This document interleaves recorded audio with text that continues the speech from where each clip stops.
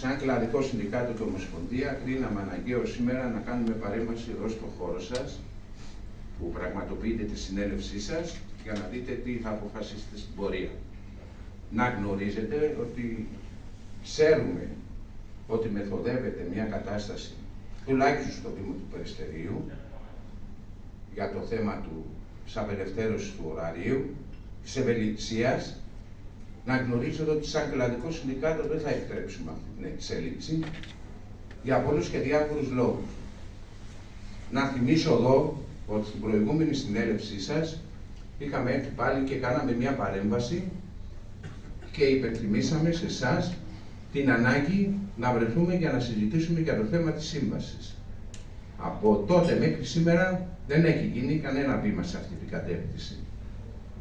Και θεωρούμε απαράδεκτη τη στάση να λογαριάζεται τους εργαζόμενους σαν να είναι πιόνια, ότι δεν έχουν ανάγκες, ότι σήμερα στη σημερινή κατάσταση που βιώνουν, που οι μισθοί τους τελειώνουν μέχρι τις 20 του μηνός το πολύ, να έχουν αντιμετωπίσει την ακρίβεια κτλ., να συζητάνε ορισμένοι ή και συνολικά σαν σύλλογος το θέμα της απελευθέρωσης του ωραρίου.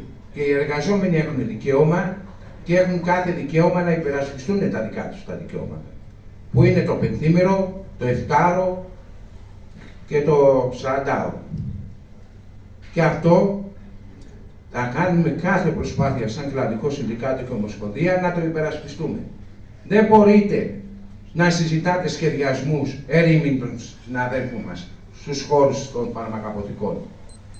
Είναι απαράδεκτη αυτή η στάση, αυτό είχαμε να καταγγείλουμε εδώ και βέβαια και να πούμε και κάποια λόγια και με την επιχειρηματολογία που υπάρχει.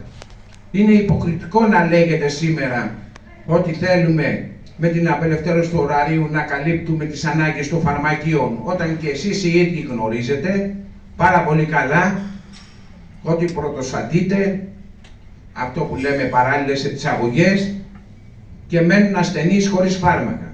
Ειδικά στη σημερινή εποχή που οξύνεται το πρόβλημα.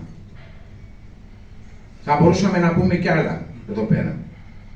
Εμείς θα καλέσουμε τον κλάδο σε αγωνιστικές κινητοποιήσεις το επόμενο διάστημα για να υπερασπιστούμε τα δικαιώματα και αυτό το μήνυμα θέλουμε να δώσουμε από εδώ. Θα ακολουθήσουμε μορφές και θα δούμε και ποια θα είναι η εξέλιξη. Αυτό όμως σε καμία περίπτωση δεν εμποδίζει στο να βρεθούμε με το Προεδρείο του Συλλόγου σας να κάνουμε επί της ουσίας συζήτηση. 15 χρόνια έχουμε πληρώσει πολλά σαν εργαζόμενοι. Έχουμε βάλει πλάτη σε ένα κλάδο που αναπτύσσεται ραγδαία και 15 χρόνια αντί να δούμε βελτίωση της ζωής μας, αντί όπως λένε και κάποιοι συνάδελφοί μας λαϊκά να δούμε μια ανταμοιβή, βιώνουμε ακόμη και πιο χειρότερες καταστάσεις. Και μία από αυτές τις καταστάσεις είναι και το ωράριο.